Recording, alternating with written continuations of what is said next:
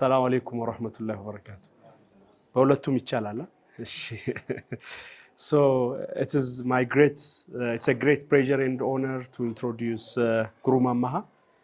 ብዙዎቻችሁ ቲክቶክ ላይ ነው የምታውቁት፣ ግን ከዛ በስተጀርባ ያለውን ነገር በተወሰነ መልኩ ላስተዋውቅና ግሩም አማሃ እንግዲህ in the last 1 year በጣም ቲክቶክ ላይ ኮምፕሌክስ የሆኑ የኢኮኖሚክ ኮንሰፕቶችን ከግብር ጋር የተገናኙ ኮንሰፕቶችን በጣም ቀለል ባለና ለሰው ልጅ በቀላሉ ሊረዳው በሚችለው መልኩ ያቀርባል። ብዙ ጊዜ ሰዎች ቀለል ያለ ላንጉዌጅ ይከብዳቸዋል። በተለይ አካዳሚክስ አካባቢ እንደኛ ያሉ ሰዎች ነገሮችን ውስብስብ አድርገው ምናምን ለራሳቸው ይገባቸዋል፣ ግን ታርጌት ኦዲየንሱ ግን ምንድነው ከምሰራው ቢዝነስ ጋር ምንድነው የሚያገናኘው ይሄ ነገር የሚል እሱ ራሱ ሌላ አስተርጓሚ ይፈልጋልና I think in the last 1 year በጣም ኮምፕሌክስ የሚባሉ የኢኮኖሚክ የታክስ ጉዳዮችን እኔም እዛ ላይ ነው ማቀው ቀለል ባለ አማርኛ ሰዎች በሚረዱት መልኩ ማቅረብ ችሏል። ይሄ ትልቅ ዕውቀት የሚፈልግ ነገር ነው። ኮምፕሌክስ ነገርን ሲምፕሊፋይ አድርጎ ማቅረብ ማለት ነው። በዛ ምክንያት እንግዲህ በመቶ ሺዎች የሚቆጠሩ ሰዎች እዛ ላይ ቁም ነገርን ሶሻል ሚዲያን ለብዙ ነገር ሰው ይጠቀመዋል፣ ግን ለቁም ነገር ለቢዝነስ ለእድገት ለውጤት የተጠቀሙ ሰዎች ውስጥ አንዱ ትልቁን ሊደርሺፕ ይወስዳል ብዬ አስባለሁ። ግሩም አማሃ እንግዲህ ሶሺዮ ኢኮኖሚክ ቼንጅ ሜከር ነው። በተለይ ስትራቴጂካሊ ነገሮችን በማየት ከፋይናንስ ጋር ፋይናንሻል ሊትረሲ ጋር በጣም ብዙ ስራዎችን ይሰራል። የተመረቀው በ2018 ፈርስት ዲግሪ ኢኮኖሚክስ ነው። ሶ ፋውንዴሽኑም ኢኮኖሚክስ ነው። ሁለተኛ በ2018 ነው። ሁለተኛ ዲግሪውን ደግሞ ከኦፕን ዩኒቨርሲቲ ኦፍ ታንዛኒያ በኢኮኖሚክስ ኮንሲስተንት ትራክ ሪከርድ ነው ያለው አካዳሚክሱ ላይ። ሶ ሂ ኢዝ አ ማን ኦፍ ኢኮኖሚክስ ማለት እንችላለን እና ሶ ሂ ሃዝ ኦልሶ ቢዝነስ ኤክስፒሪየንስስ የተለያዩ ድርጅቶች ላይ ኮንሰልቲንግ ፈርምም ላይ መስራት እድል አለው። እንግዲህ ስራውን እንግዲህ በባለፉት 8 አመታት የተለያዩ ማክሮ ኢኮኖሚክ ሪሰርቾችን በመስራት ስትራቴጂያዊ እቅድ በመንደፍ ማርኬት ላይ ማርኬት ኢንተለጀንስን በመስራት ይታወቃል። ብዙ ጊዜ ቅድም እንዳልኩት ኮምፕሌክስ የሆኑ የኢኮኖሚክ ላንድስኬፕ እንትኖችን ዲኮድ በማድረግ ቀለል አድርጎ በማቅረብ ይታወቃል።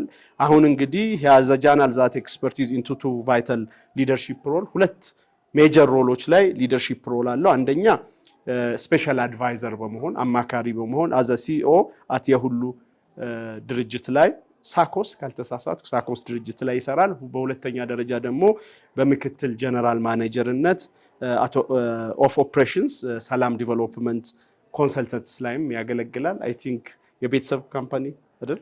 የቤተሰብ ካምፓኒ ላይ ከአማሃ ወርሶ ግሩም አማሃ ነውና እሱም አባቱም ኢኮኖሚስት ነው። በዚህ አጋጣሚ ነው ዛሬ ነው ያወቅኩትኝ። ሶ ኢኮኖሚክስ ሞያውንም በአንድ በኩል በሌላ በኩል ደግሞ ድርጅቱንም አውርሶ እንግዲህ አብረው እየሰሩ ይገኛሉ። ዕውቀትን ዲሞክራታይዝ በማድረግ ያምናል።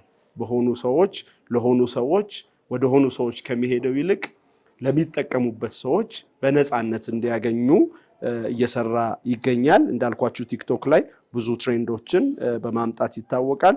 ሂዝ ፓሽኔት አባውት ይሄ ምንድነው ኢኮኖሚክ ኮንሴፕቶችን ታክስ፣ ፋይናንስ፣ ገቨርነንስ አካባቢ ኢሹዎች ላይ ብዙ ሀሳቦችንም ለወደፊቱ ለማምጣት ይፈልጋል። ሶ ዛሬ እንደ ቢልኮር ሴሚናር 40ኛ እንግዲህ አንድ ተብሎ 2 3 39 መድረስ ቀላል አይደለም። እነዛን ሴሚናሮችን አዘጋጅተን ዛሬ ስፔሻል ሴሚናር ፕሮግራም እስኪ ትንሽ ስፔሻል እናርጋት እቺን ሴሚናር ፕሮግራም ሻይ ቡናም ይኖረዋልን ዛሬ 40ኛ ስለሆነ ካማረን ከጣፈጣችሁ ደግሞ እንቀጥለው ይሆናል ምን ይታወቃልና ሶ ዛሬ በጣም ቆንጆ ጊዜ ነው የሚኖረን። 40ኛውን ሴሚናር ለቢዝነሳችሁ ለድርጅታችሁ እያላችሁ ታስባላችሁ። እዛ ላይ የሚኖርባችሁን ጥያቄ ትይዛላችሁ። እሱን ሳንረብሸው ረዘም ያለ ሰዓት ግን ኢንተረስቲንግ በሆነ ወይ አምሹር ስላይድም ይዞ መጥቷል። በዛ መሰረት ያቀርብልናል። ከዛ ጥያቄና መልስ ከእናንተ ደግሞ ሳይድ ያለውን ጥያቄ እናስተናግዳለን። ሻይ ቡናው ደግሞ ከዛ በኋላ እንግዲህ መግሪብ ከተሰገደው ብሬክ ካረግን በኋላ ደግሞ ሻይ ቡና ታይማችንን ለኔትወርኪንግ ታይም እንጠቀምበታለን። ብዙ ጊዜ ኔትወርኪንግ ሚስ እናረጋለን እና 12 ሰዓት ማታ እንጨርስና ከዛ በኋላ እስከ 3 ሰዓት ምናምን ሰው ይፈላለጋል ማውራት መጣያቅና ዛሬ ትንሽ ሰፋ ያለ ታይም ወስዳችሁ ስራችሁን እንድታስተዋውቁ የመጣችሁበትን እንድታስተዋውቁ ስለዚህ የተማራችሁትን የኢኮኖሚክ ፕሪንሲፕል እዚሁ ሰው ላይ አፕላይ እንድታረጉት እንመክራለን።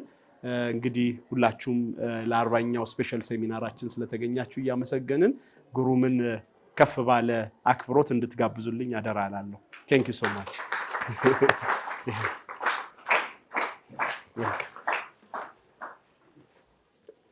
እንዴት ናችሁ? ትንሽ ኢንትሮዳክሽኑ በጣም ጠንከር ያለ ነውና አመሰግናለሁ በጣም ሁላችሁንም ስላገኘኋችሁ በጣም ደስ ብሎኛል። እንግዲህ እኔ ዛሬ ያዘጋጀሁት ያው ብዙ ነገሮች ማዘጋጀት ይቻል ነበረ፣ ግን ዋናው በጣም ይጠቅማችኋል ብዬ ያሰብኩት ነገር ለማንኛውም ሰው አክቹዋሊ በጣም ይጠቅማል ብዬ የማስበው ነገር እንዴት አድርገን ነው ስለ ኢኮኖሚ፣ ስለ ፋይናንስ፣ ስለተለያዩ ነገሮች ኢኮኖሚስቶች እንደሚያስቡት ማሰብ የምንችለው የሚለውን ነገር መማሩ ነው ብዬ ስላሰብኩኝ በሱ ላይ ነው እንግዲህ ያዘጋጀውላችሁ። እዚህ እንግዲህ ያላችሁት እርግጠኛ ነኝ የራሳችሁ ቢዝነስ ያላችሁ ወይም ደግሞ ወደፊት የሚኖራችሁ የንግድ ስራ ላይ የምትንቀሳቀሱ ሰዎች ስለሆናችሁ የቢዝነስ ሊደርስ ጋይድ ቱ ቲንኪንግ ላይክ አን ኢኮኖሚስት የሚል ፕሮግራም ነው እንግዲህ ያዘጋጀሁት ማለት ነው። ዶክተር ቢላልም ጠቅሶታል። እኔ ባክግራውንዴ ኢኮኖሚክስ ነው። 2018 በፈረንጆች ከአዲስ አበባ ዩኒቨርሲቲ ባችለርሴን፣ ከኦፕን ዩኒቨርሲቲ ኦፍ ታንዛኒያ ደግሞ 2023 ላይ ማስተርሴን አግኝቻለሁ። ፒኤችዲ አንድ ሌላ አፍሪካ ሀገር ላይ ከሰራው አፍሪካዊ ኢኮኖሚስት ሆናለሁ ብዬ ተስፋ አደርጋለሁ። ፎርማል ኤክስፒሪየንሴ ሞስትሊ ኮንሰልቲንግ ላይ ነው። እንግዲህ እኔ ከተመረኩበት ጊዜ ጀምሮ የአማካሪ ድርጅት ውስጥ ነበረ ሰራ የነበረው። ዶክተር ቢላል እንዳለው ፋሚሊ ካምፓኒ ነው። በዚህ አጋጣሚ አባቴም ኢኮኖሚስት ነው እና 4ኛ ክፍል እያለው ነበረ ኢኮኖሚስት ሆናለሁ ብዬ አወራ የነበረው እና ያው አንድ ነገርም በደንብ ይዘነው ከቀጠልንበት እንደርሳለን የሚለውንም ሀሳብ ለማንሳት ነው። ሰላም ዴቨሎፕመንት ኮንሰልታንት ይባላል ድርጅታችን። ድርጅቱ የኔ እድሜ ነው ያለው፣ ስንት እንደሆነ አልናገርም፣ ግን ረዥም እድሜ ነው ያለው ድርጅቱና ከዛ በተረፈ ደግሞ የፋይናንሻል ቴክኖሎጂ ካምፓኒ ላይ የማርኬት ኢንተለጀንስ እና የስትራቴጂ ሄድ ሆኜ ሰርቻለሁ። ፈናን ፔ ይባላል። አሁን ደግሞ ያው ከኮንሰልቲንጉ ጎን ለጎን የሁሉ ሳኮስ የሚባል የገንዘብ ቁጠባና ብድር ህብረት ስራ ማህበር ላይ የሲኦ ስፔሻል አድቫይዘር ነው። ይሄ ነው እንግዲህ የኔ ፎርማል ባክግራውንድ። ኢንፎርማሊ ግን ያው ልክ እንደ ማንኛውም ወጣት ብዙ ነገሮችን ሰርቻለሁ እና ከነዛ ነገሮች መካከል ያው እናንተም ፊት አይ ቲንክ እንድቀርብ ያደረገኝ ሶሻል ሚዲያ ላይ በተለይ የኢኮኖሚ ጉዳዮችን፣ የፋይናንስ ጉዳዮችን አስማች አስ ፖስብል ለሁሉም ሰው በሚገባ መልኩ ኮንቴንት አዘጋጃለሁ፣ ቪዲዮዎች አዘጋጃለሁ ማለት ነው። እንግዲህ ያው ቲክቶኩም ላይ ሆነ አሁንም አንድ መወዳት ጥቅስ አለች። ኖቤል ፕራይዝ ያሸነፈ ኢኮኖሚስት ነው፣ አቢጂት ባነርጂ ይባላል። 2019 ላይ ነው ያሸነፈው እና አንድ ጥቅስ አለች። ኢኮኖሚክስ ኢዝ ቱ ኢምፖርታንት ቱ ቢ ሌፍት ቱ ኦንሊ ኢኮኖሚስትስ። የኢኮኖሚን ጉዳይ ለኢኮኖሚስቶች ብቻ ከተተወ አይሆንም። በጣም ኢኮኖሚክስ ኢምፖርታንት ነው። ሰውየው ይሄ ነው። መጽሐፉም ደግሞ ፑር ኢኮኖሚክስ የሚለው የጻፈውና ኖቤል ፕራይዝ ያሸነፈበትም ይሄ ነው። ይህንን እንደ መነሻ ከያዝን ኢኮኖሚክስ ራሱ ምንድን ነው የሚለውን ነገር ቀድመን በጣም አግራንዳይዝ የሚደረግ ነገር ስለሆነ መሬት ላይ ማውረድ አለብን። ኢኮኖሚክስ ሲባል ብዙ ሰዎች የሚያስቡት ግራፍ፣ ቁጥር፣ ገንዘብ ምናምን ነው። ግን ኢኮኖሚክስ ዋና ፕሬሚሱ መነሻ ሀሳቡ የሰው ልጅ ፍላጎቶቹ አንሊሚትድ ናቸው፣ ማብቂያ የለውም የሰው ልጅ ፍላጎት። በዓለም ላይ ያሉት ሪሶርሶች ደግሞ ሀብቶች ግን ሊሚትድ ናቸው፣ ውስን ናቸው እና ይህንን የሚያጠና ሳይንስ ነው ኢኮኖሚክስ። ስካርሲቲ የምትለዋ ነገር ናት ዋና መነሻ ሀሳቧ ማለት ነው። ኢኮኖሚክስን ፎርማላይዝ ያደረገው ሰው አደም ስሚዝ ይባላል። ነጋዴና ምሁር ነው። በ1776 በፈረንጆች ነበረ እንግዲህ ኢኮኖሚክስ እቺን ስካርሲቲ የምትለዋን መነሻ ይዞ ፎርማላይዝ የተደረገው እና ያው ሰውየውም ይኸው መጽሐፉም ይኸው ዌልዝ ኦፍ ኔሽንስ እንደዚህ ነው ፎርማላይዝ የተደረገው። እና አንድ የሚገርመው ነገር ስለ ስካርሲቲ መታሰብ ሲጀምር የሰው ልጅ ፍላጎት ማለቂያ የለውም፣ ሪሶርሶች ደግሞ ፋይናይት ናቸው የሚለው ነገር መታሰብ ሲጀምር በዚች በ1776 የምትባለው ዓመተ ምህረት የዓለም የህዝብ ቁጥር 700 ሚሊዮን ነው። ስለዚህ አሁን እንግዲህ ያው 8 ቢሊዮን አልፈናል። ምን ያህል እነዛው ሪሶርሶች ስኬርስ እንደሆኑ ነው ይሄ የሚያሳየው ማለት ነው። እና ኢኮኖሚክስ ጊዜ በሄደ ቁጥር ኢምፖርታንስ እያገኘ የሚሄድ ነገር ነው። ምክንያቱም ሪሶርሶቹ የሰው ህዝብ ቁጥር በሚጨምርበት ልክ ሪሶርሶቹ አይጨምሩም። እንደው ኢኮኖሚክስ እንደ ትልቅ ጉዳይ ተይዞ ኢኖቬት ለማድረግ እንዲሞከር መንገድ ከፈተ እንጂ ብዙ ነገር አይብቃቃም ነበር። አሁን ለምሳሌ ቤት መስራት በቪላ ቢቀጠል ኖሮ ስንት ሰው ቤት ይኖረው ነበር? ግን ምን ተደረገ? ኦኬ ላንድ ስኬርስ፣ ለዛ ምን እናድርግ? ወደ ላይ እንስራ ተባለ። ማብቃቃት። ይሄ ሪሶርስ አሎኬሽን ይባላል። እና የኢኮኖሚክስ ዋና ስራ ይሄ ነው። ስካርሲቲ የሚባለው ነገር ነው ኢኮኖሚክስን የፈጠረው እንጂ ሁሉ ነገር የተትረፈረፈ ቢሆን ኖሮ ኢኮኖሚክስ የሚባለው ነገር አያስፈልግም ነበር። ማብቃቃት የሚባለውም ነገር አያስፈልግም ነበር። ሪሶርሶቻችን ላንድ አለ፣ መሬቱ ነው። ቅድም እንዳልኩት መሬት በርካታ ጥቅሞች አሉት፣ ለግብርና፣ ለኢንዱስትሪ፣ ለመኖሪያ እና አንዱን ስንሰራበት አንዱን መስራት አንችልም። የግዴታ ሪሶርሱን አንድ ነገር ላይ ስለሆነ የምንጠቀመው ያ ነገር ምርጫው በኢኮኖሚክስ ሳይንስ ነው የሚወሰነው ማለት ነው። ሰራተኛም እንደዛው። በተለይ ደግሞ ስኪልድ ሌበር ሁል ጊዜ የሚዳረስ ነገር አይደለም። ሰራተኛ ያው ስራ አጥ በጣም ብዙ ነው። ግን ደግሞ የስራ ማስታወቂያ አውጥታችሁ የተወሰኑ ሰዎችን ኢንተርቪው አድርጋችሁ ስታዩት ሰራተኛ የለም። እና እነዚህ አቅም ያላቸው ስኪልድ ወርከሮችም ቦታቸውን ማግኘት የሚችሉት ኢኮኖሚክስ በሚፈጥረው ፍሬምወርክ ነው ማለት ነው። ሌላው በጣም ስኬርስ የሆነው ያው ገንዘብ ብዙ ጥቅሞች አሉት። ኢንቨስትመንት አለ፣ ስራ እንሰራበታለን። ኮንሰምሽን አለ፣ ለፍጆታ እንጠቀመዋለን፣ እንሸምትበታለን። በጣም መጠነ ሰፊ የሆነ ጥቅም ነው ያለው ገንዘብ። ግን ገንዘብ ራሱ ውስን ነው። ሁላችንም እንደ ኢንዲቪጁዋል ራሱ ስንመለከተው ያለን ገንዘብ ውስን ነው። የተወሰኑ ነገሮችን ነው መስራት የሚችለው። እነሱ ፕራዮሪታይዝ መደረግ አለባቸው፣ ወደዛ አሎኬት መደረግ አለበት። እና ይህንን ደግሞ እንድናደርግ የሚያግዘን ኢኮኖሚክስ የሚፈጥረው ፍሬምወርክ እና የሚሰጠን መሳሪያዎች ናቸው ማለት ነው። ሌላው እንግዲህ ሊሚትድ የሆነው ሰዓት፣ ጊዜያችን ራሱ በጣም ሊሚትድ። አሁን እዚህ የተቀመጥን ሰዎች ሌላ ቦታ መሆን አንችልም። መርጠን ነው ይጠቅመኛል ብለን የምናስበው ቦታ ነው የምንመጣው። ስለዚህ ፕራዮሪታይዝ የምናደርግበትን መንገድ የኢኮኖሚክስ ዶሜን ውስጥ ነው ማለት ነው። ኢንፑትስ አሉ፣ እነዚህ ግብአት የምንላቸው ጥሬ ዕቃ ሊሆን ይችላል፣ የምንጠቀማቸው ቱልስ ሊሆኑ ይችላሉ። እነዚህ ሁሉ ነገሮች በርካታ ጥቅሞች አሏቸው እና አንዱ ላይ የምናውለው ከሆነ ሌላው ላይ መዋል አንችልም። ስለዚህ ፕራዮሪታይዝ መደረግ አለበት፣ አሎኬት መደረግ አለበት ማለት ነው። ሪሶርሶች ስኬርስ ሲሆኑ አሎኬሽን መሰራት አለበት። ያ አሎኬሽን ደግሞ ሳይንሳዊ መሰረት ሊኖረው ይገባል። አሎኬሽን የሚወሰነው በምንድን ነው? በኢንዲቪጁዋል በግለሰብና በስብስቦች ፍላጎት። የፈለገ አንድ ነገር ቢጠቅም ግን ማጆሪቲው የሚፈልገው የሆነ ነገርን ከሆነ ያ ሪሶርስ ወደዛ ነው አሎኬት የሚደረገው። ይህንን ማወቅ አለብን። ምክንያቱም ብዙ ጊዜ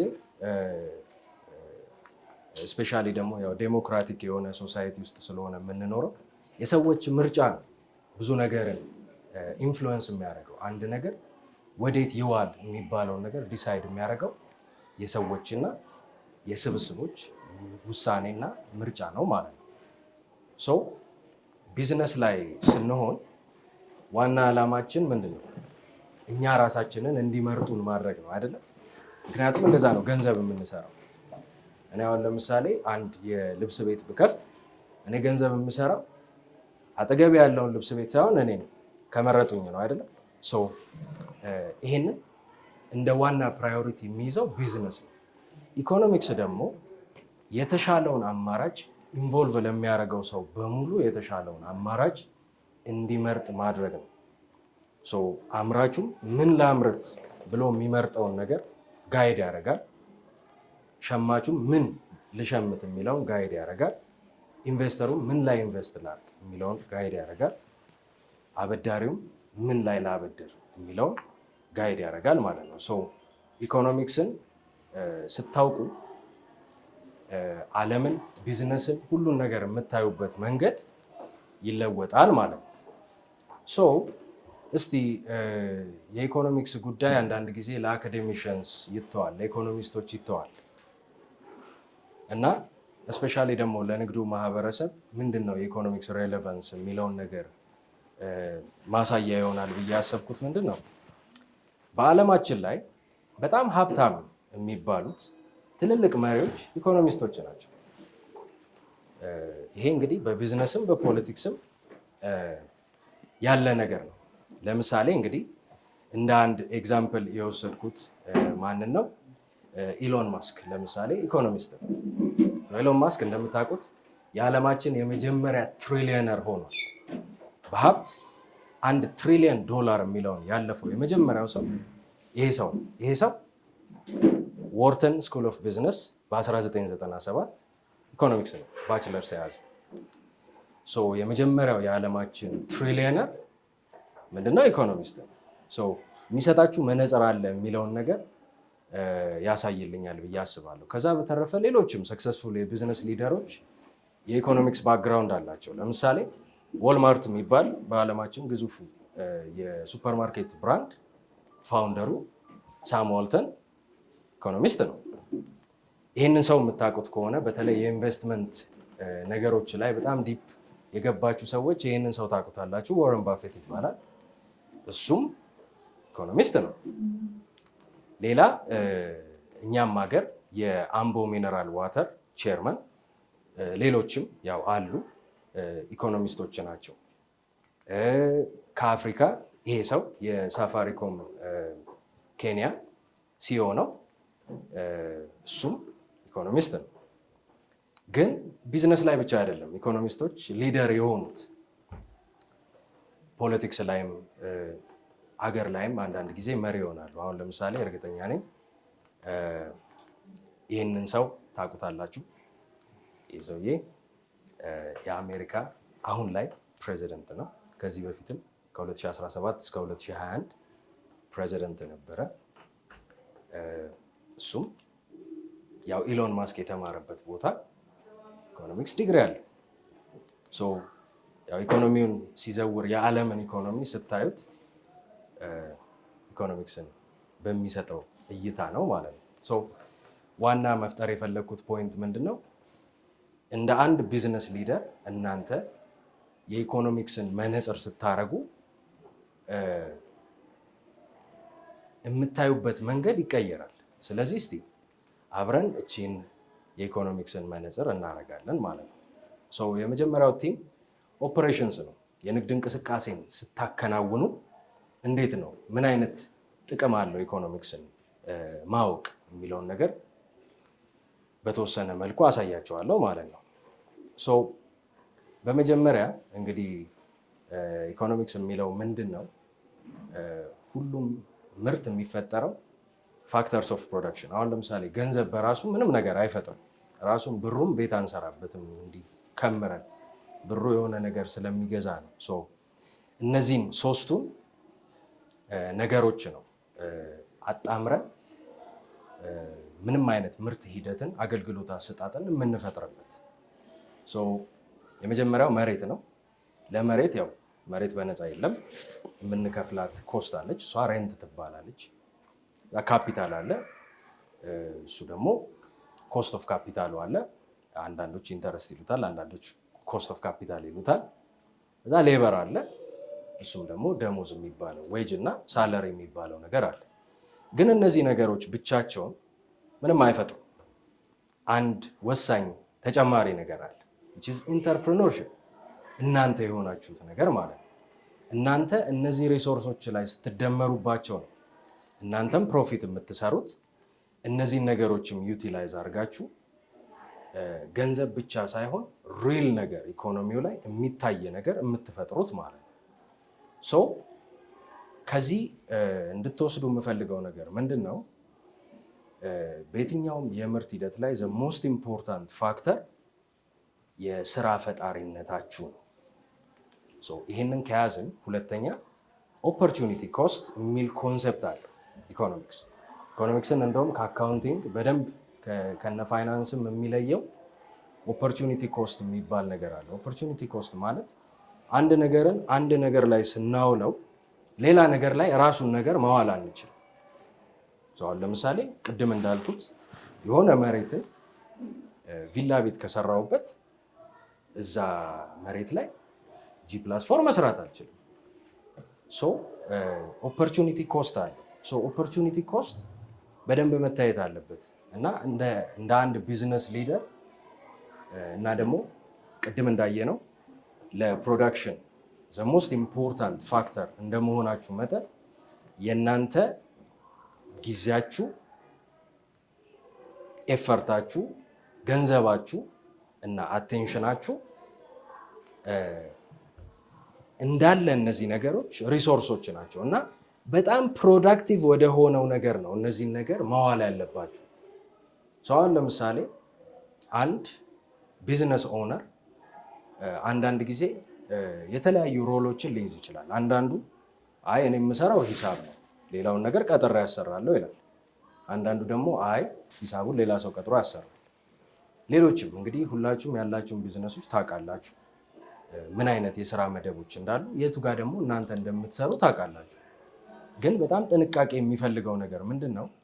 እናንተ በጣም ፕሮዳክቲቭ የምትሆኑበት ጋር ነው ጊዜያችሁን፣ ገንዘባችሁን፣ ኤፈርታችሁን፣ አቴንሽናችሁን ማውጣት ያለባችሁ። ምክንያቱም አሁን ለምሳሌ 2 ሰዓት የሚሆን እንበልና ኦንላይን ቢዝነስ ካላችሁና የሴልስ ኦርደሮች በተለያዩ የሶሻል ሚዲያ አማራጮች ሲመጡላችሁ እሱን ሜሴጅ የምትመልሱ ከሆነ እዛ ጋር የምታጠፉት ጊዜ አንፕሮዳክቲቭ ነው። መሆን ያለበት ምንድን ነው? ለዛ ሰው መድባችሁ እናንተ ደግሞ ልክ ከጠያቂ ወደ ገዢ ልክ ሲቀየር እናንተ ሃንድል ብታደርጉት ነው ሞር ኢፌክቲቭ እና ኤፊሽንት የሚሆነው ማለት ነው። ስለዚህ አንድ ኢንካሬጅ የማደርጋችሁ ነገር ምንድን ነው? ያው ሁላችንም ብናደርገው ደግሞ የሚጠቅመን ነገር ማለት ነው።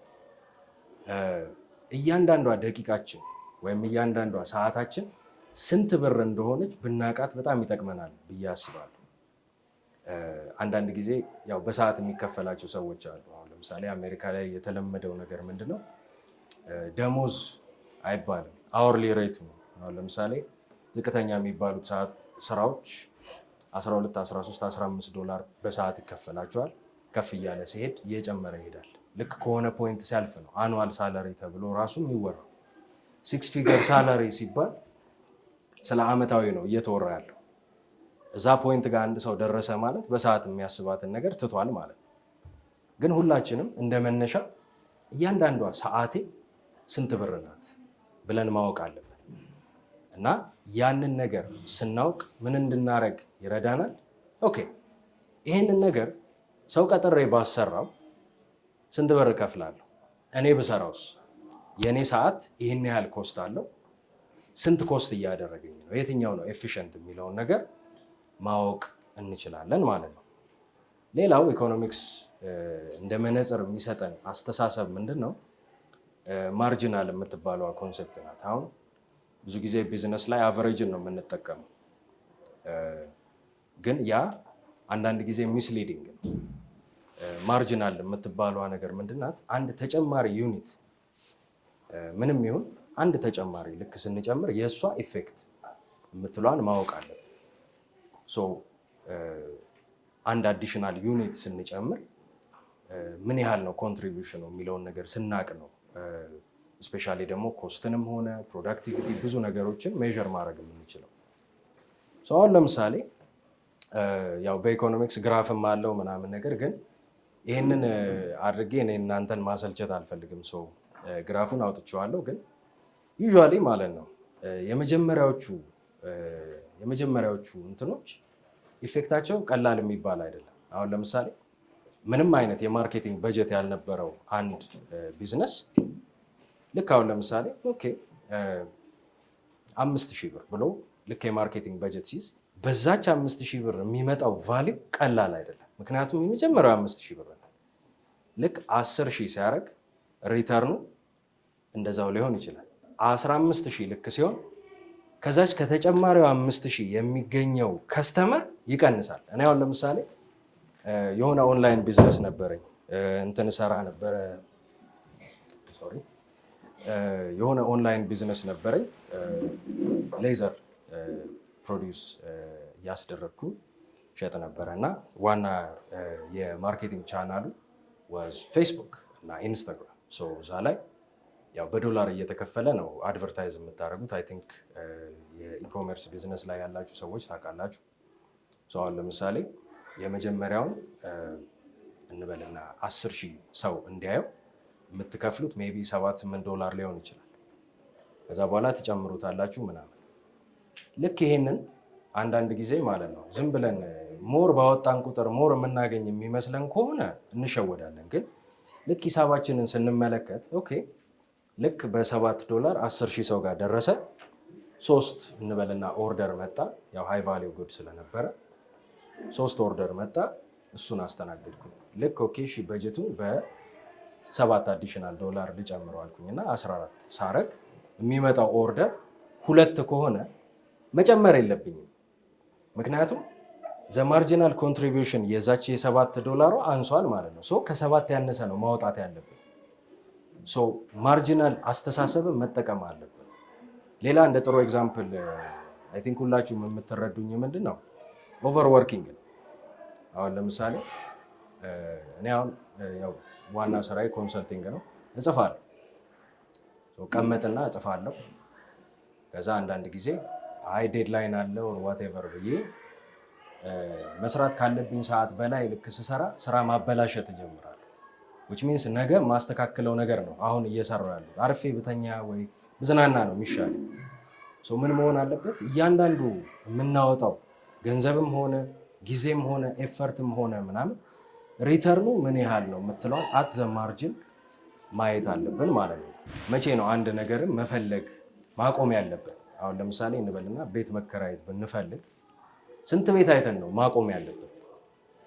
አንዳንዴ እያየን ልንቀጥል እንችላለን። ባይዞ ኢኮኖሚክስ ለዚህ ፎርሙላ ሁላ አለ መቼ ማቆም እንዳለብን ማየት እና ሞዴሎች አሉ የተለያዩ እና ዘ ሴክሬታሪ ፕሮብለም ይባላል። ቢኮዝ ዩዥዋሊ መጀመሪያ ላይ ራሱ ይሄ ነገር የተፈጠረበት ምክንያት ሴክሬታሪ ለመቅጠር ስንት ሴክሬታሪ ኢንተርቪው ላድርግ የሚለውን ፕሮብለም ኦፕቲማይዝ ሲያደርግ ነው መልሱን ያገኘው ማለት ነው።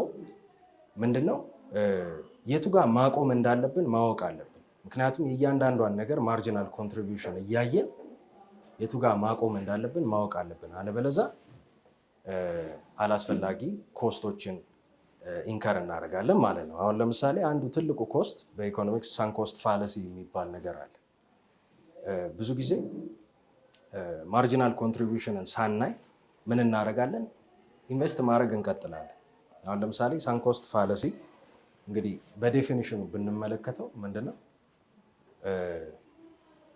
ኦልሬዲ ይሄን ያህል አውጥቼበታለሁ ብሎ ማውጣት መቀጠል ማለት ነው። አይ ኖ ይሄን ያህል ዋጋ ከፍዬበታለሁ እያለ ዋጋ መክፈል መቀጠል። ይሄ ሳንክ ኮስት ፋለሲ ይባላል። ይሄ ማርጂናል የምትለዋን ነገር ሳናስብ ስንቀር ነው እንደዚህ አይነት ነገር ውስጥ የምንገባው። እና አንድ ኢሉስትሬሽን ያገኘሁት ለዚህ አሪፍ ምንድነው ውሻዋ እንደምታዩት አጥንቴ እዚህ ስር ተቀብሯል ብላ እየፈለገች ነው። አይ እዛ ጋ አይደለም ይላታል ከላይ ያለው። አይ ኦልሬዲ እዚህ ድረስ ገብቻለሁ አለች። ቀጠለች፣ መጨረሻ ድረስ ገባች። the point is እዛ ጋር የምንፈልገው ነገር እንደሌለ እያወቅን መቀጠል የለብንም። ለዛ ሁል ጊዜ መመልከት ያለብን ኢች አዲሽናል ዩኒት ኦፍ ዋትኤቨር ገንዘብም ሊሆን ይችላል፣ ኤፈርት፣ አቴንሽን፣ ጊዜ ምን ያህል ሪተርን አለው የሚለውን መመልከት አለብን ማለት ነው። ሶ ሁለተኛው ፍሬም እንግዲህ ላሳያችሁ የምፈልገው ከኢኮኖሚክስ ብታውቁት ይጠቅማችኋል ለቢዝነሳችሁ ብዬ የማስበው ኮምፒቲሽንን እንዴት ሃንድል ማድረግ እንዳለባችሁ ነው። ሶ ኮምፔቲቲቭ አድቫንቴጅ የሚባለው ኮንሰፕት በኢኮኖሚክስ እንግዲህ ኦልሞስት አስ ኦልድ አስ ኢኮኖሚክስ ነው። ኢኮኖሚክስ የሚባለው ሳይንስ በ1776 እንትን አለ። በ18ኛው መቶ ክፍለ ዘመን ነው ዴቪድ ሪካርዶ ኮምፔቲቲቭ አድቫንቴጅ የሚለው እንትን ያደረገው እና አክቹዋሊ የእሱ ኮምፓራቲቭ አድቫንቴጅ ነው። ሶ ኮምፔቲቲቭ አድቫንቴጅ የሚባለው እኛ ከሌሎች ቢዝነሶች የምንሻልበት ነገር ምንድን ነው የምትለዋን አይደንቲፋይ እና አይሶሌት ማድረግ ነው። ሶ ከኛ ጋር የሚወዳደሩት ቢዝነሶች እኛ ያለን እነሱ የሌላቸው ነገር ምንድን ነው? የኛ ዩኒክ ቫሊዩ ፕሮፖዚሽን ምንድን ነው? እኛ የምንሰጠው ሌሎች መስጠት የማይችሉት የሚለውን ነገር ኢኮኖሚክስ ነው እንድታዩት የሚያደርጋችሁ። ሶ አሁን ለምሳሌ የተወሰኑ አድቫንቴጆች አሉ እዚህ ጋር የተጠቀሱ። እነዚህ አድቫንቴጆች የተለያዩ ምንጮች አሏቸው። አሁን ለምሳሌ ኮስት አድቫንቴጅ የሚባለው አንድ ነገርን በዝቅተኛ ዋጋ እኛ ማምረት ወይም ማግኘት ከቻለ ኮስት አድቫንቴጅ አለን ማለት ነው። ሶ ዩዥዋሊ ኮስት አድቫንቴጅ የሚመጣው አንደኛ ከስኬል በጣም በሰፊ መስራት። አሁን ለምሳሌ 100 ፍሬ የሚያመርትና 1 ሚሊዮን ፍሬ የሚያመርት የተለያየ ካፓሲቲ እንዳላቸው ካፓሲቲያችሁ እየጨመረ ሲሄድ ዩኒት ኮስታችሁ ወይም ደግሞ ቺ ማርጂናል ኮስት የምትባለው እስከሆነ ፖይንት ድረስ ትቀንሳለች። ሶ ይህንን አንድ መመልከት ያለብን ነገር ነው። የኮስት አድቫንቴጅ አንዱ ከተወዳዳሪዎቻችን ጋር ለመወዳደር የምንችልበት እንደውም ዩዥዋሊ ሞስት ኮመንሊ ጥቅም ላይ የሚውል ነው። አሁን ለምሳሌ የኮስት አድቫንቴጅ በኋላ የምናየዋለን የማርኬት ስትራክቸር ላይ ከትክክለኛ ኤፊሽንሲ የማይመጣ ከሆነ አሁን ለምሳሌ ዋጋ የምትቀንሱት ጅስት ዋጋ ለመቀነስ ከሆነ እና አዋቷችሁ ካልሆነ ያ በተለይ ደግሞ አንዳንድ ማርኬት ስትራክቸሮች ጋር ተያይዞ ገደል ነው የሚሆነው። እናንተ ስትቀንሱ እነሱም ይቀንሳሉ፣ ከዛ እናንተ ትቀንሳላችሁ፣ ከዛ እነሱ ይቀንሳሉ፣ ተያይዞ ገደል መግባት ይሆናል። ስለዚህ ከኤፊሽንሲ ነው መምጣት ያለበት። ልክ ኤፊሽንሲ ሲኖረን ዋጋ መቀነስ እንችላለን። አይ ቲንክ የሁሉም ቢዝነሶች ዋና ፖይንት ኢቨንቹዋሊ ዋጋ መቀነስ ነው። አንድ ሰው ራሱ ቢያመርተው ራሱ ቢሰራው ከሚያገኘው ወይም ደግሞ ከሚያወጣበት ነገር ያነሰ ነገር አውጥቶ እንዲያገኝ ማድረግ ነው የቢዝነስ እንግዲህ ፒውር አይዲል ፐርፐዙ ማለት ነው። ሶ ሌላኛው ራሳችንን ኮምፔቲቲቭ አድቫንቴጅ የምንሰጥበት መንገድ በኢኮኖሚክስ ዲፍረንሺዬሽን። ሶ ዲፍረንሺዬሽንን በደንብ በኋላ እናየዋለን።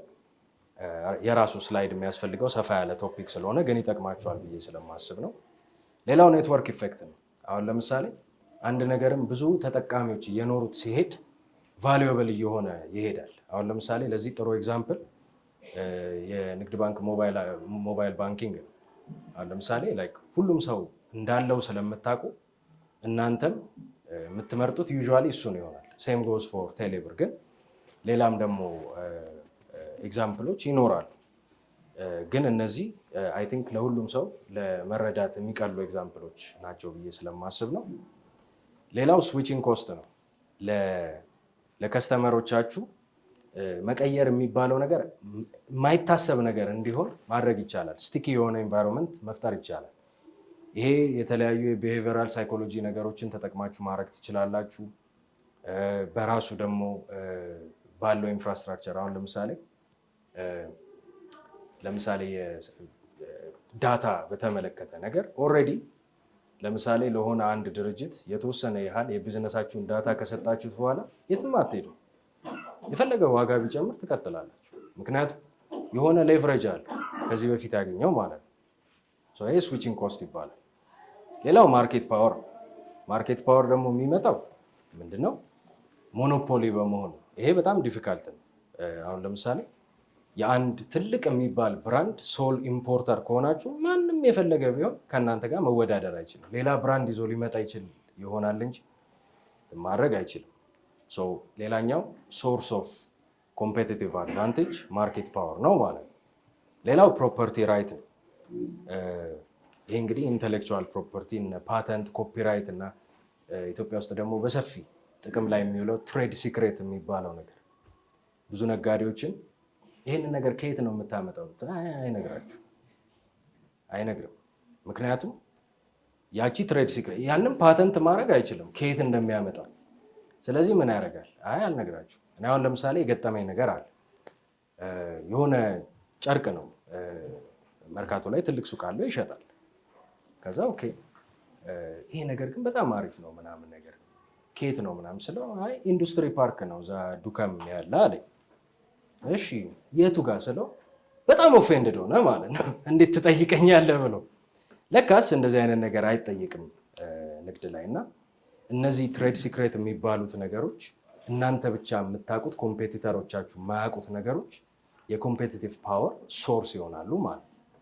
አንዳንድ ጊዜ ደግሞ የሆነ በጣም ዩኒክ የሆነ ሎኬሽን ላይ የረዥም ጊዜ ሊስ ወይም የሬንት አግሪመንት ወይም ደግሞ ራሱ ህንፃውም የራሳችሁ ከሆነ ኮምፔቲተሮቻችሁ ያንን መፍጠር አይችሉም።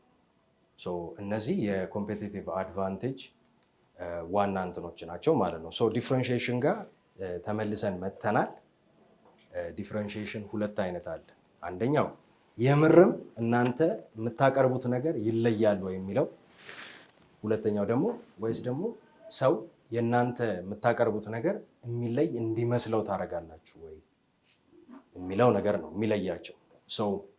አሁን ለምሳሌ በኳሊቲ እና በሰርቪስ ዲፍረንሺዬት ማድረግ ይቻላል። የምታቀርቡት ራሱን ነገር ነው። አሁን ለምሳሌ ሻይ ቡና ማኪያቶ ሊሆን ይችላል፣ ግን የሚለያችሁ ሰርቪስ ሊሆን ይችላል። ወይም ደግሞ በኳሊቲ በራሱ የሚቀርበው ነገር ራሱ የተለየ ነገር ሊሆን ይችላል። ለምሳሌ የሆነ አንድ ሬሲፒ ፈጥራችሁ ኬክ ብትሰሩና ያንን ኬክ ማንም መድገም የማይችል ከሆነ ያ ኳሊቲ ቤዝድ ዲፍረንሺዬሽን ይፈጥርላቸዋል። አሁን ለምሳሌ አንዳንድ ብራንዶች አሉ ሰልፉ በጣም የሚያስገርም። አሁን ለምሳሌ ኤንሪኮ አለቀ ነው። ቢኮዝ እነሱ ጋር ያለው ኬክ ስለሚለይ ነው። ኳሊቲ ዲፍረንሺዬሽን። አንዳንዶቹ ደግሞ የሰርቪስ ዲፍረንሺዬሽን አላቸው። በቃ ከስተመር ሰፖርቱ ምናምን እዛ ቦታ ተመላልሳችሁ እንድትሄዱ የሚያደርግ ነገር አለ። ይሄ አሁን በሰርቪስ ቢዝነስም በቴክኖሎጂም በተለያዩ ነገሮች ሰርቪስ አንድ ትልቅ የዲፍረንሺዬሽን መገለጫ ነው የሚሆነው። አንዳንድ ጊዜ ከስተመሮች ትሪት የሚደረጉበት መንገድ ከራሱ ከፍትፍቱ ፊቱ እንደሚባለው ከራሱ ከፕሮዳክቱ በላይ ኢምፓክት ሊኖረው ስለሚችል እስፔሻሊ ደግሞ እናንተ ለገበያ ይዛችሁ የወጣችሁት ነገር ሌሎች ጋር ያለ ነገር ከሆነ በሰርቪስ ራሳችሁን መለየት ትችላላችሁ ማለት ነው። ሌላኛው ብራንድ ዲፍረንሺዬሽን ነው። ብራንድ ዲፍረንሺዬሽን ፐርሲቭድ ነው። ሰው ይመስለዋል እንጂ ምንም እዛ ጋር የተለየ ነገር የለም። ግን በማርኬቲንግ በራሱ ላይ የሆነች ሎጎ በማስቀመጥ አሁን ለምሳሌ ሰሞኑን ሳይሆን ትንሽ ቆይቷል ቻይና ላይ እነ ኤርሜዝ የተለያዩ ብራንዶች የሚመረቱበት ፋብሪካዎች ኮንቴንት መስራት ጀመሩ። ዩቲዩብ እና ቲክቶክ ላይ እኛ ነን የምናመርትላቸው ከኛ ግዙ፣ እነሱ የሚሸጡት $30,000 ነው፣ እኛ $300 እንሰራለን አይነት ነገር ወጣ። ግን ሰው ስቲል የሚቀጥለው ኤርሜዙን መግዛት ነው። ምክንያቱም ያቺ ብራንድ አለች እላዩ ላይ እንጂ ቦርሳውን ፈልጎት አይደል፣ ስታተሱን ነው የሚፈልገው።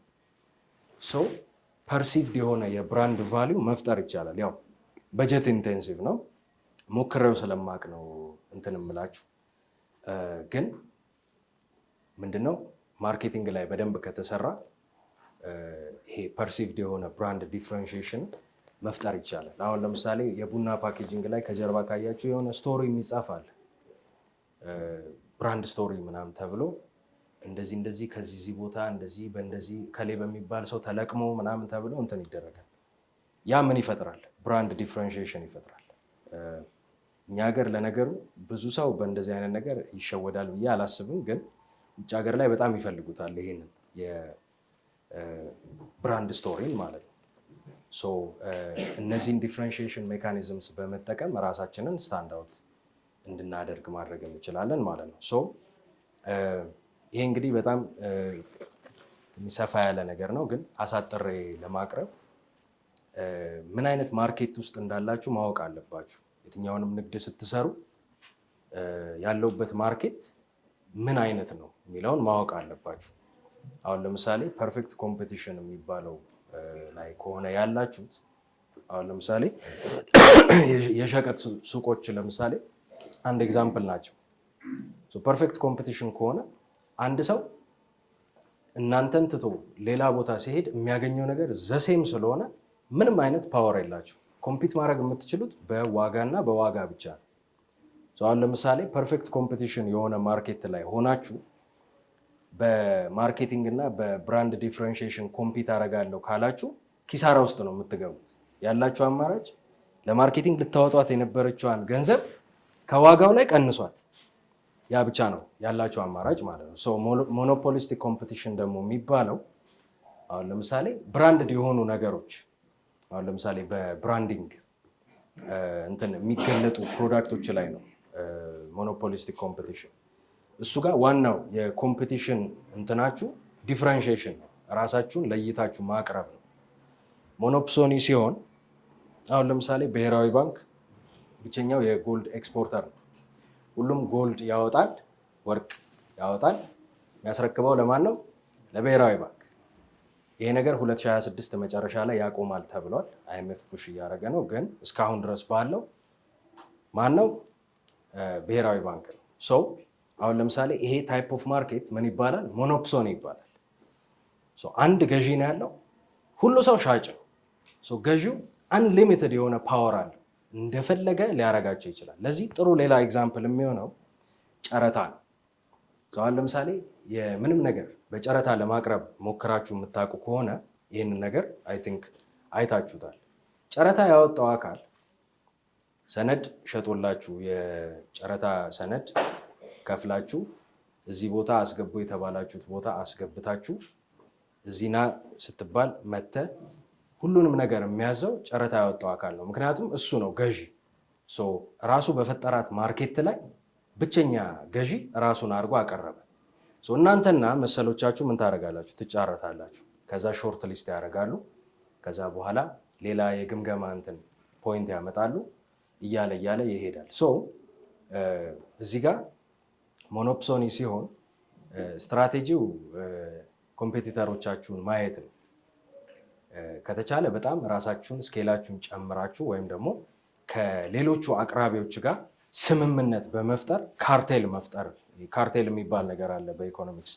ሰዎች አንድ ላይ ባንድ ሲያደርጉና አንድ አይነት አላማ ሲይዙ ማለት ነው። ኮምፒት በማድረግ ፋንታ ኮኦፐሬት ማድረግ ነው የሚያዋጣችሁ፣ እንደዚህ አይነት አንድ ገዢ ባለበት እንትን ላይ ማለት ነው። ሌላው ኦሊጎፖሊ የሚባለው ነው። ይሄ እንግዲህ የመርካቶ አከፋፋዮች እና ባንኮችም ኦሊጎፖሊ ናቸው። ትልልቅ የተወሰኑ ኢንተርፕራይዞች ናቸው የሚሰሩት። ፕሮዳክቱ በጣም ከፍተኛ የሆነ ዲፍረንሺዬሽን አለ። የተለያየ ብራንድ ይይዛሉ ኦር ዋቴቨር። ለመግባትም ለመውጣትም ኤክስትሪምሊ ከባድ ነው። ለመውጣት የሚከብደው ኦልሬዲ በጣም ብዙ ኢንቨስት አድርጋችሁ ነው ያንን ሳይዝ የምትይዙት ማለት ነው። ኢትስ ቬሪ ዲፊካልት። ለመግባትም ደግሞ እነሱ የደረሱበት ጋር ለምን ጭራሽ አይታሰብም። እንደዚህ አይነት ሲቹዌሽን በሚፈጠርበት ጊዜ አሁን ለምሳሌ ኦሊጎፖሊ ማርኬት ስትራክቸር ላይ ያሉ እንትኖች ያላቸው አማራጭ ምንድን ነው?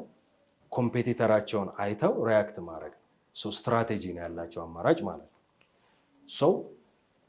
ሌላኛው ኮንሴፕታችን እንግዲህ ከዚህ ጋር ተያይዞ ጌም ቲዮሪ የሚባለው ነገር ነው። ጌም ሲባል ጨዋታ ነው የምናስበው፣ ግን በኢኮኖሚክስ ጌም ማለት ራሱን የቻለ ዴፊኒሽን ያለው ነገር ነው።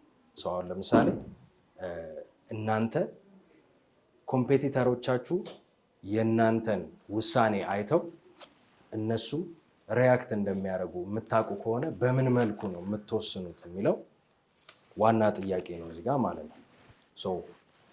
ሌሎቹ እናንተ አሁን ለምሳሌ ዋጋ የመቀነስ ዲሲዥን ከሆነ እናንተ ዋጋ ስትቀንሱ እነሱም ዋጋ የሚቀንሱ ከሆነ ቅድም እንዳልኩት ተያይዞ ገደል ነው። ይህንን እንግዲህ ጌም ቲዮሪ የሚባለው የኢኮኖሚክስ አስፔክት ነው የሚያጠናው ማለት ነው። እዚህ ጌም ላይ ይሄ የኢኮኖሚክስ ጌም ላይ ዲሲዥን ሜከሮቹ ናቸው እየተጫወቱ ያሉት። ስትራቴጂው ደግሞ ዲሲዥኑ ነው። ከዛ ፔኦፍ የሚባለው ደግሞ አውትካሙ ነው። ያንን ነገር በማድረግ እንግዲህ መቼም ያው ዋጋ ከቀነሱ ነጋዴዎች ሞር እሸጣለሁ ብለው ሞር አተርፋለሁ ከብዛት ብለው አስበው አይደለም። ፔኦፉ አውትካሙ ነው። ከዛ ሩሎቹ ደግሞ እዛ ጋ የተደረገው ገደብ ነው። ከዛ ኢንፎርሜሽን ደግሞ ዋናው ጌሙን የምትጫወቱበት መንገድ ነው። ስለ ኮምፔቲተራችሁ የምታገኙት ኢንፎርሜሽን ነው የእናንተን እንትን የሚያደርገው። አሁን ለምሳሌ አንድ ኤግዛምፕል ልስጣችሁ። እኔ የምሰራበት የኮንሰልቲንግ ድርጅት የጨረታ ስራ ነው የምንሰራው። ግለሰብና ፕራይቬት ሴክተሩን አናማክርም። የምናማክረው የመንግስት ኢንተርፕራይዞችን አክቹዋሊ ፕሮጀክቶችን፣ የመንግስት ፕሮጀክቶችን በዶነር ፓርትነሮች ገንዘብ ፈንድ የሚደረጉ ፕሮጀክቶችን ነው የምናማክረው። ጨረታ ይወጣል። ጨረታ ሲወጣ ዩዥዋሊ ቴክኒካል ወይም የቴክኒክ ውድድር 70% ወይም 80% ይኖረዋል። እንግዲህ እንደ ጨረታው ታይፕ QCBS እና ኮስት ቤዝድ የሚባለው ማለት ነው። ከዛ 20%ቷ ፋይናንስ ናት። እዚህ ጋር ነው ቤዚክሊ የጌም ቲዮሪ ዲሲዥን ሜትሪክስ የምንጠቀመው። ምን እናደርጋለን? ኤክሴል ላይ እናወጣና ሲሙሌሽን እንሰራለን። የምንሰራው ሲሙሌሽን ምንድን ነው? በቴክኒካል ይህን ያህል ነጥብ ብልጫ ኖሮን አንደኛ ብንሆን ፋይናንሳችንን ምን ያህል መጨመር እንችላለን? ሁለተኛስ ብንሆን ኦኬ፣ ቴክኒካል አንደኛ የወጣው ድርጅት ይህን ያህል ነጥብ ቢኖረው እኛ ፋይናንስ ስንት ብር ብናስገባ? ምክንያቱም ፋይናንስ ካልኩሌት ሲደረግ ምንድነው የሚደረገው? ዝቅተኛው ቤድ ሙሉ ነጥብ ይሰጠዋል። ከ20 80 20 ከሆነ ከ20 20 ነጥብ ይሰጠዋል። እንትኑ ደግሞ ዝቅተኛ ነጥብ ደግሞ ያመጣው ያው ሄዶ 0 ሊሆን ይችላል ማለት ነው። ቴክኒካል እና ፋይናንሻሏን እንለይና ምናደርጋለን? ሲሙሌሽን እንሰራለን ጌም ቲዮሪ። ምክንያቱም ቅድም እንዳልኳችሁ ጨረታ ሲሆን አንዳንድ ጊዜ የምትወዳደሩት ከኮምፔቲተሮቻችሁ ጋር መሆኑ ብቻ ሳይሆን የእነሱም ዲሲዥን። አሁን ለምሳሌ ሌላው ተጫራች 100,000 ብር ጨመረ ማለት እኔን አፌክት ያደርገኛል። ቴክኒካሊ 2 ነጥብ በለጠ ማለት እኔን አፌክት ያደርገኛል። እኔ መጠየቅ የምችለውን አማውንት ኦፍ ፋይናንስ አፌክት ያደርገዋል። በዚህ ምን እንሰራለን? ዲሲዥን ሜትሪክስ እንሰራና አፍተር ዘ ሲሙሌሽን ምን ያህል ሪሊስቲክሊ ሴፍ በሆነ መንገድ ምን ያህል ፋይናንሳችንን መጨመር እንችላለን። ባይ ዘ ወይ የእኛ ድርጅት የሚታወቀው ፌር ዋጋ በማስገባት ነው፣ በዚሁ አጋጣሚ ማለት ነው። ቢኮዝ ይህንን ነገሮች ኢንቱ ኮንሲደሬሽን ወስደን ነው። አሁን ለምሳሌ ሪኳየርመንቱን አይተን ለምሳሌ እንበልና የሚያስፈልገው ስታፊንግ፣ የፈርም ኤክስፒሪየንስ ምናምን እናይና ሪሊስቲክሊ የእኛ ፈርም በዚህ ቴክኒካሊ ሊያገኝ የሚችለው ነጥብ ይሄ ነው ብለን ራሳችንን መገምገም እንችላለን። ያው ስራው ላይም ቅድም እንዳልኳችሁ የኔ እድሜ ያለው ድርጅት። ከዛ በኋላ ነው ፋይናንስ ዲሳይድ የምናደርገው። ፋይናንስ ዲሳይድ ስናደርግ ምን ያህል ገንዘብ ያስፈልገኛል የሚለው ካልኩሌት ከተደረገ በኋላ ትርፍን በተመለከተ ግን ኮምፔቲተሮቻችን ስንት ብር ሊያስገቡ ይችላሉ የሚለው አብሮ ሲሙሌሽን ውስጥ ይገባል ማለት ነው። ይህንን ነገር ብታውቁት ይጠቅማቸዋል፣ ጌም ቲዮሪ የሚባለው ነገር ማለት ነው። የማክሮ ጉዳይ ሲነሳ አይ ቲንክ ቲክቶክ ላይም ስሰራ ቪዲዮ በጣም ከታዩት ቪዲዮዎች መካከል አንዱ ይሄ ነው። ብዙ ሰው ገንዘብ እንዴት እንደሚሰራ ከየት እንደሚመጣ ምናምን አያውቅም። ይህንን ነገር ግን ብታውቁት ይጠቅማቸዋል። የመጀመሪያ ገንዘብ የሚባለው ነገር ኖት ሪል፣ ምንም ኤግዚስት የሚያደርግም ነገር ምናምን አይደለም። አክቹዋሊ ኤግዚስት ያደርጋል ግን ሪል ነገር አይደለም። ገንዘብ ማንን ምን አለበት የሚለውን ወይም ደግሞ who owes who ሬከርድ የምንይዝበት መንገድ ነው። 3 ፋንክሽኖች አሉት። የመጀመሪያው ስቶር ኦፍ ቫሊዩ ነው። አሁን ለምሳሌ እንበልና የሆነ አንድ ሰው ቲማቲም ቢያመርት ቲማቲሙን ማስቀመጥ የሚችለው በጣም ለተወሰነ ጊዜ ነው። የቲማቲሙን ቫሊዩ ግን ቲማቲሙን ሸጦት በብር ቁጭ ማድረግ ይችላል። ስቶር ኦፍ ቫሊዩ ነው አንድ። ሁለተኛ ዋጋ ማውጫ መንገድ ነው፣ ዩኒት ኦፍ አካውንት ነው። በተለይ በኋላም ሚዲየም ኦፍ ኤክስቼንጅ ላይ የምናየው ነገር ምንድን ነው? እያንዳንዱ ነገር አሁን ለምሳሌ በድሮ ጊዜ አንድ በግ ስንት ነው ሲባል ለምሳሌ እንበልና 1 ኪሎ ጨው ምናምን የሚል ባርተር ነበረ የሚጠቀሙት ማለት ነው። ሰው ሁሉንም ነገር ግን ዩኒፎርምሊ የምንለካበት መንገድ ነው ገንዘብ ማለት ነው። ከዛ ሚዲየም ኦፍ ኤክስቼንጅም ነው፣ ግብይት እናደርግበታለን።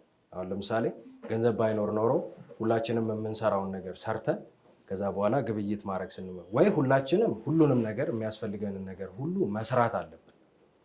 አሁን ለምሳሌ እኔ የራሴን ፀጉር ቆርጬ ልብስ አምርቼ ምናምን አድርጌ መሆን አለበት። ግን ግብይት የሚባለው ነገር እንዲመጣ ምን መሆን አለበት? እያንዳንዱ ነገር ወደ አንድ ዩኒት መቀየር አለበት እና ያንን ነገር መቀየሩ ይሻላል። አሁን ለምሳሌ ግን ፎር ኤግዛምፕል ለምሳሌ አንድ በሬ 4 በግ ነው ልንል እንችላለን። ግን አንድ በግ ስንት የፀጉር ቁርጥ ነው? አንዳንድ አገልግሎት የሚባሉት ነገሮች ቫሊዩ ለማውጣት በጣም ይከብዳሉ አይደለ? ለባርተር ወይም ደግሞ ይሄ ለልውውጥ አይመችም። ምክንያቱም አንድ በግ ሰታችሁት በየ2 ሳምንቱ እየሄዳችሁ ፀጉሩን ልቆርጡት ነው የሚለው ነገርን ያመጣዋል ማለት ነው። ሰው ሁሉም ነገር ወደ አንድ ገንዘብ ወደሚባል ነገር ይመጣል ማለት ነው። አሁን ለምሳሌ የኢትዮጵያ እንግዲህ የመጨረሻው ዳታ Q4 2024-2025 ላይ ባለው ዳታ መሰረት አጠቃላይ ኢትዮጵያ ውስጥ ካለው ገንዘብ በሙሉ በወረቀትና በሳንቲም ያለው 1/10ኛው፣ የቀረው እንዳለ ዲጂታል ነው። እና ይህንን ስንመለከት ሁለት ኢኮኖሚክስ ስፔሻሊ የማክሮ ኢኮኖሚክስ እንትኖች አሉ፣ ቶፒኮች አሉ። የመጀመሪያው ናሮ ማኒ የሚባለው ነው። ናሮ ማኒ የሚባለው ጠበብ አድርገን ገንዘብን ስናስበው ካሽ እና ኮይንስ፣ ከዛ ደግሞ በጣም ሃይሊ ሊኩዊድ ወደ ገንዘብ መቀየር የሚችሉ ነገሮች፣ ለምሳሌ የቼክ አካውንት ላይ ያለ ገንዘብ። ከዛ ብሮድ ማኒ ሲሆን ሴቪንግ ምናምን፣ ከዛ M3 M4 እያለም ይሄዳል፣ እየሰፋ ይሄዳል። ግን ኢትዮጵያ ውስጥ 1.12 ትሪሊየን ነበረ ናሮ ማኒ፣ የዛን 3 እጥፍ ነው ብሮድ ማኒ። ገንዘብ የሚባለው ነገር ጀስት እንዴት እንደመጣ ራሱ ስፔሻሊ ደግሞ የገንዘብ ብቻ ሳይሆን የባንኪንግ ራሱ እንዴት እንደመጣ ስታስቡት ገንዘብ ሪል አይደለም ወደሚል ኮንክሉዥን እንድትመጡ ነው የሚያደርጋችሁ። ገንዘብ የሚባለው ነገር የተፈጠረው ስፔሻሊ ፔፐር ማኒ የሚባለው የተፈጠረው ሪሲት ነበረ። ድሮ ወርቅ አንጥረኞች ነበሩ እንትን የሚያደርጉት። አሁን ለምሳሌ ብዙ ባለሀብቶች በርካታ ወርቅ ይኖራቸዋል፣ ስጋት ነበራቸው እንዳልዘረፍ ምናምን የሚል ሰው ምን ያደርጋሉ? ወርቅ አንጣሪ ጋር ወስደው ገንዘቡን ቁጭ ያደርጉታል። ከዛ በኋላ ይህን ያህል ወርቅ እኔ ጋ አለህ የሚል ሪሲት ይሰጠዋል። ያቺ ሪሲት ኢቬንቹዋሊ እንደ ወረቀት ገንዘብ ጥቅም ላይ መዋል ጀመረች። ከዛ በፊት ግን ምን ያደርጋሉ? ቅርጽ የሌለውን ወርቅ ወደ ሳንቲም እየቀየሩ በሳንቲምም ግብይት፣ ግን ሳንቲምም ሆነ ምን ሆነ ወርቅ ያዘርፋል። ሰው አንድ ቦታ ማስቀመጥ ተፈለገ። ሰው እነሱ ጋር የሚያስቀምጡትን ገንዘብ ወይም ደግሞ ወርቅ መጥተው እንደማይጠይቋቸው አዩ። እነዚህ የወርቅ አንጣሪዎች እነሱ ጋር ማዕት ወርቅ ይመጣል። እነሱ ያን ወረቀት ይሄዳል ይሰጣሉ። ሰው እዛ ወርቅ እንዳለው ነው የሚያውቀው፣ ግን መጥቶ አይጠይቅም። ሰው ምን አሰቡ? ይህንን ነገር ባበድረውስ የሚል ነገር መጣ። ሰው ምን ያደርጋሉ? ስቲል ወርቅ አይደለም የሚሰጡት፣ ወርቅ ለሚጠይቅ ይሰጣሉ። ግን ኦልሶ ሌላ ምን መስጠት ጀመሩ? ወረቀቷል። ይህን ያህል ወርቅ አለህ እኔ ጋ ብሎ ይሰጠዋል። እሱን ይገበያይበታል። እንደዛ ነው ባንክ የሚባለው ነገር የተፈጠረው ማለት ነው። ሰው ስትመለከቱት ማኒ ኢዝ ኖት ሪል። ስለዚህ በኢኮኖሚክስ ኖሚናል እና ሪል የሚባል ነገር አለ። እሱን አስተሳሰባችን ውስጥ ስንከተው ነው ብዙ ነገርን መረዳት የምንችለው።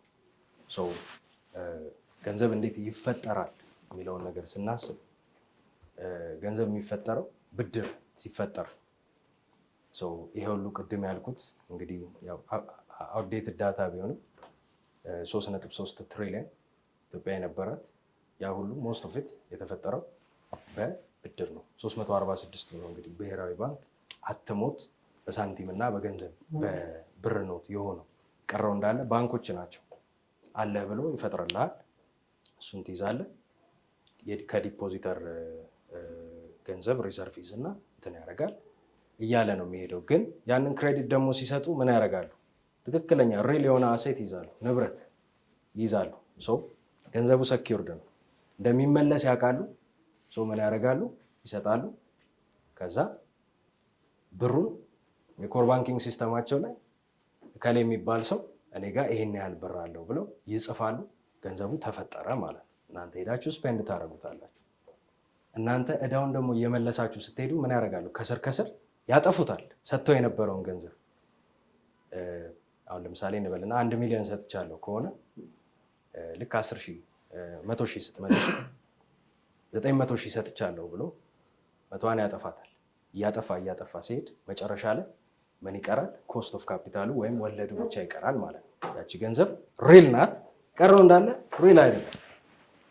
ይሄንን ስታዩ ሪል ነገር ላይ ፎከስ እንድታረጉ ትሆናላችሁ ማለት ነው። የገንዘብ መፈጠር አንዱ ኢንፍሌሽንን ድራይቭ የሚያደርገው ዋጋ እንዲጨምር ገንዘብ የመግዛት አቅሙ እንዲቀንስ የሚያደርገው ነገር የገንዘብ ካለመጠን መፈጠር ስለሆነ እሱን ሁሉም ቢዝነስ ሊደር ታሳቢ ውስጥ መክተት አለበት ማለት ነው።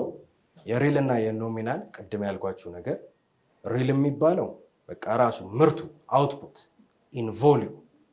ኢን ቫሊዩ ሲሆን ኖሚናል ነው፣ አንለስ የኢንፍሌሽን ኢፌክት ካልወጣበት ማለት ነው። የሪል እና የኖሚናል ልዩነታቸው ምንድን ነው ማለት ነው? ኢንፍሌሽን ነው ማለት ነው። ኢንፍሌሽን ቢዝነሱንም ከስተመሩንም ነው አፌክት የሚያደርገው።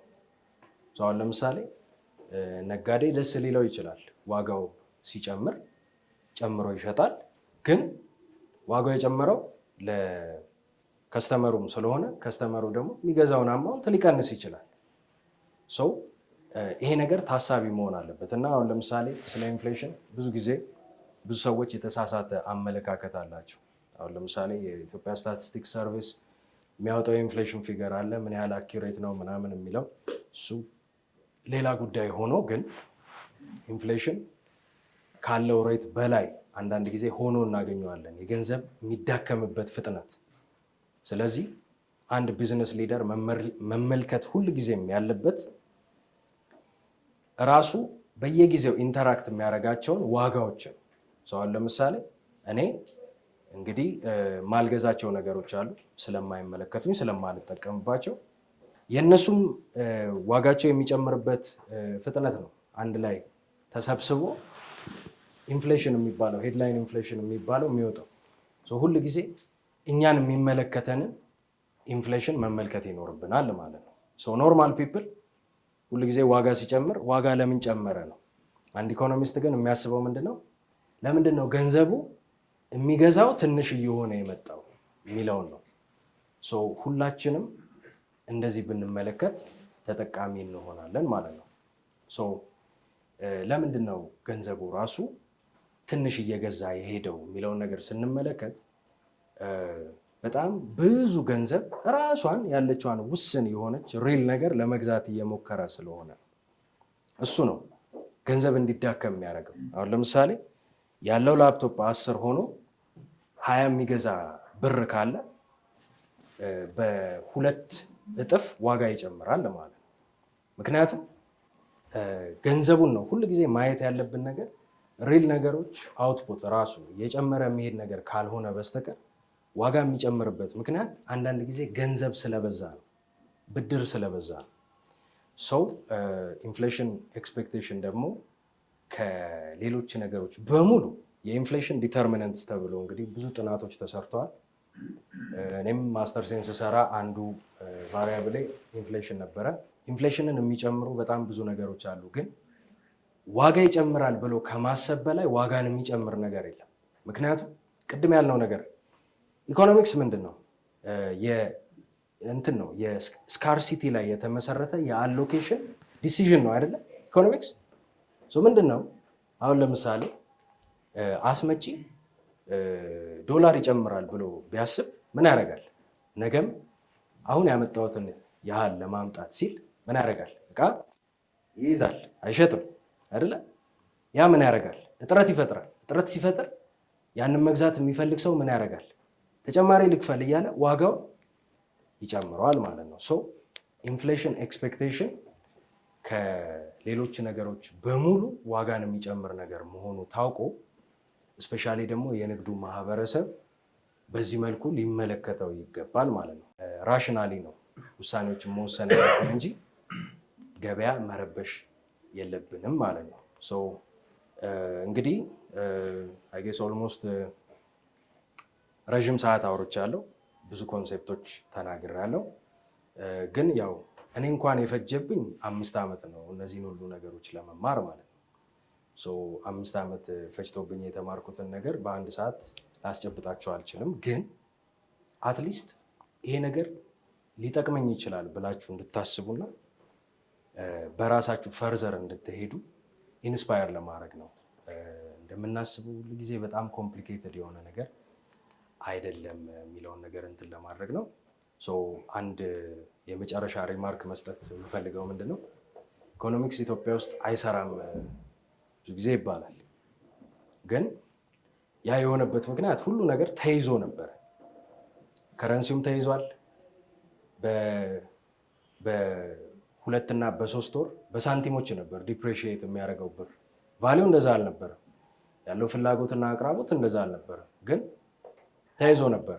ያው ከጀርባ በብላክ ማርኬቱ የተለያዩም ነገሮች የሚሰራው ይታወቃል። ትክክለኛ ቫሊው ይታወቃል። ግን ተይዞ ነበረ።